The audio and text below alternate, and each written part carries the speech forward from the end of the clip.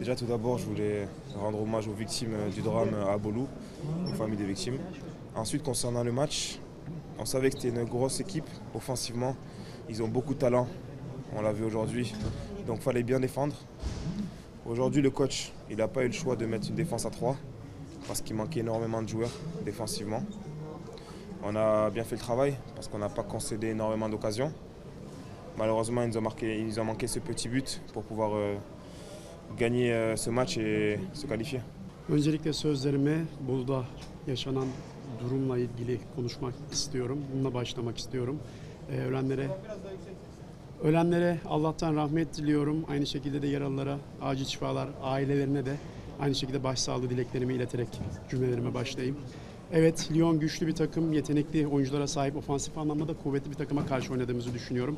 Tabii ki bu noktada bizim de iyi bir şekilde defans yapmamız gerekiyordu. Geride üçlü savunmayla oynadık, söylemiş olduğunuz gibi 3 stoperle geride oynadık ve bana göre iyi bir iş çıkardığımızı düşünüyorum. Çok fazla rakibe de fırsat tanıdığımızı düşünmüyorum defansif anlamda.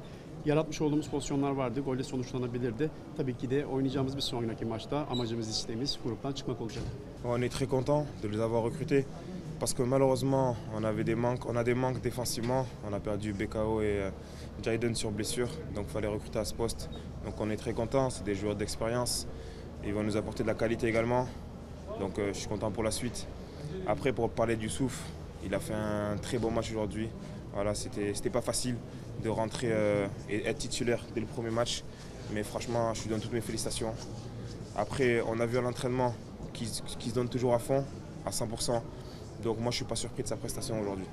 Açıkçası bu transferlerden dolayı mutlu olduğumu söyleyebilirim. Maalesef defansif pozisyon noktasında, defansif bölge noktasında eksikliklerimiz var. BKO ve Jayden sakat bildiğiniz gibi. Dolayısıyla bu iki oyuncunun katılmasından dolayı ben mutlu olduğumu söyleyebilirim. Çünkü tecrübeli futbolcular ve hiç şüphem yok ki bizlere kalitelerini sunacaklardır, kalite katacaklardır.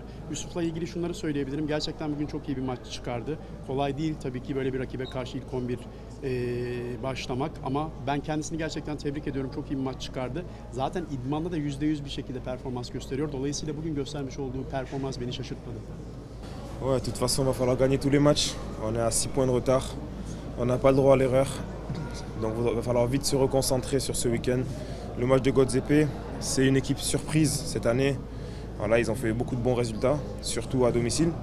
Mais on sait qu'on a perdu des points là-bas, durant la phase aller. Donc on n'a plus le droit à l'erreur. Il va falloir gagner ce match. Evet, aslında şunu söyleyebiliriz. Her maç gerçekten çok önemli bizler açısından ve her maçı kazanmamız gerekiyor tabii ki. Amacımız, isteğimiz bu. Söylemiş olduğunuz gibi 6 puanlık bir fark söz konusu şu anda ve bizim yolumuza hata yapmadan devam etmemiz gerekiyor. Yüksek konsantrasyonla maçlara çıkıp maçlardan galibiyetle ayrılmalıyız. Göztepe ile ilgili şunu söyleyebilirim. Gerçekten bu sene sürpriz yarattılar.